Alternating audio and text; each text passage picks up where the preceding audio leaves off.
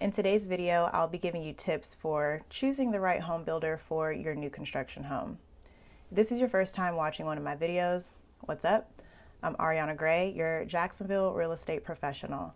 I specialize in working with buyers in new construction, sellers going through divorce, first-time investors, and those who are relocating. Welcome to my channel.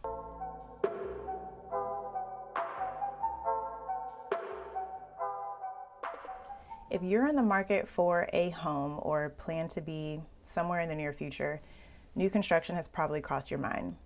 And it's a solid plan, but just as with any other major purchase, there's a lot that should be going into your consideration. And I want to give you some tips that will hopefully make that decision a bit easier for you. But before we get into it, go ahead and subscribe to my channel and click the notification bell for all the deets on Jacksonville real estate. Each builder is going to have various price points for their homes and the communities in which they build. I've said this before in previous videos, but you need to know how much you can afford when buying a house. Now, this differs a little bit with new construction because you want to make sure that you're leaving a little bit of a cushion for add-ons like lot premiums, design upgrades, and structural changes if the builder allows for that. So if you're on Zillow or Realtor.com and you're looking at a new construction home that says it starts at $399,000, it 9 times out of 10 is just the base price before any of those additional premiums or design upgrades are included. So if you've already gone through pre-approval and you know that you can afford up to, let's say, $400,000, then you may not want to be looking at a new construction home that starts at $399,000. While builders do offer incentives at times, it's very unlikely for them to cut costs just to appease your budget because at the end of the day, they have a product to sell. And if you want a video on some of the hidden costs that come with new construction, then let me know in the comments. Nonetheless, your price point is going to help you rule out some of those builders.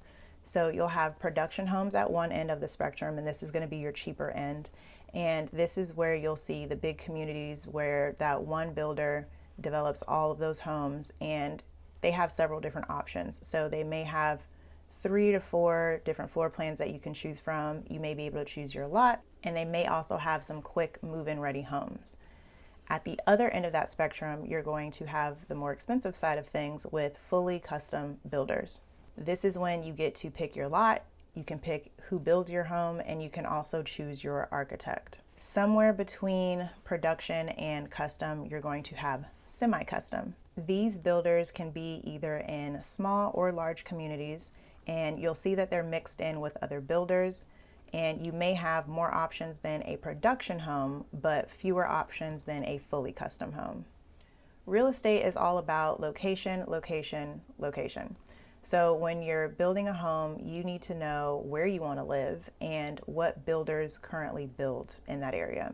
Going back to my previous point, and this is more so if you have children, with production homes, those communities are going to be zoned for certain schools within that school district. If you have an idea of what school you want your child attending, then basing your decision off of location or community can also help you eliminate builders. For example, here in Jacksonville, one of our new big developments is E-Town, and this is on the south side of Jacksonville, and that community is zoned for South Region schools within Duval County. So these students would be zoned for schools like Mandarin Oaks, Twin Lakes Middle, Atlantic Coast High School. Now, there are several other schools in the South Region, but those are the 3 that those students would be expected to attend.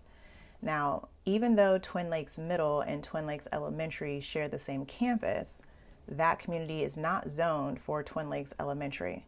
So those students would actually have to go a bit of a ways further from the community to attend a different school, which would be Mandarin Oaks Elementary.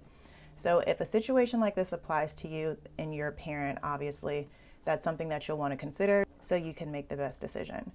Of course, if you're choosing to put your child in private school, then this wouldn't affect you. Location or community can also be important based off of where you work and the things that you like to do.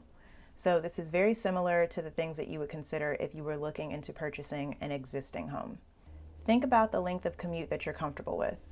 Do you need easy access, or do you prefer easy access to the highway? Do you enjoy a longer commute to work? Do you want to be close to major shopping like grocery stores or other retail shopping? Or would you prefer to be more secluded?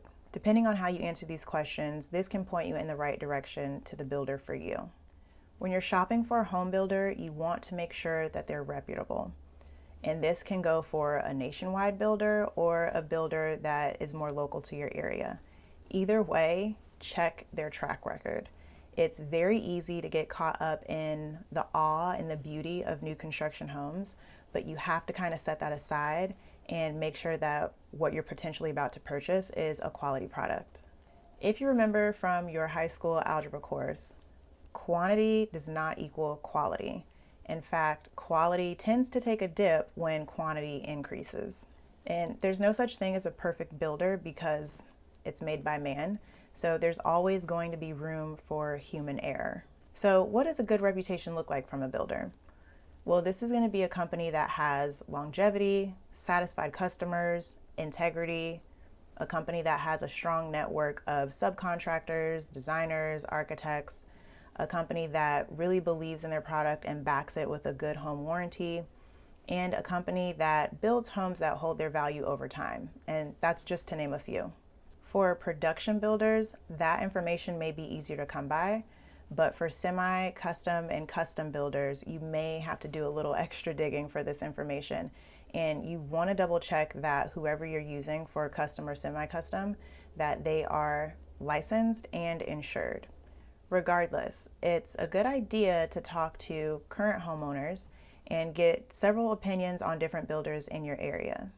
Some additional things that you want to take into consideration when you're looking for builders is making sure that you get with a builder who cares about fostering good relationships with their customers. And that's going to require things like good communication, transparency, and efficiency. Builder contracts are extremely lengthy. They are much lengthier than a contract that we would use for an existing home. And it's important to know that the contract that that builder is giving you is protecting them. So the builder should be giving you that freedom to review the contract at your leisure. If you feel like you need to review it with an attorney, they should be giving you the freedom to do that. And they should also be creating that space for you to be able to sign it whenever you feel comfortable. There should never be any pressure from your builder. New construction homes are also bound to delays. It happens. But your builder should be communicating what those delays are and the timeline for when you can expect for those issues to be resolved. And there should never be any surprises. The builder you choose should also be committed to correcting their errors. So we see this a lot with production home builders where, let's say, the buyer has chosen to upgrade some items in the home. So it could be countertops, the floors, or even the kitchen cabinets. And then the contractors get in there and they've installed the wrong item. So those errors with the correction plan should be in writing, and your builder should be working with you to rectify those. Choosing the right builder for your new construction home doesn't have to defeat you. In an area like Jacksonville, there are several different builders to choose from, and it can become very overwhelming, but there are simple ways to kind of do a process of elimination to choose the best fit for you. If you found this information helpful, go ahead and give this video a thumbs up and drop a comment letting me know if you have plans to purchase a new construction home in the near future.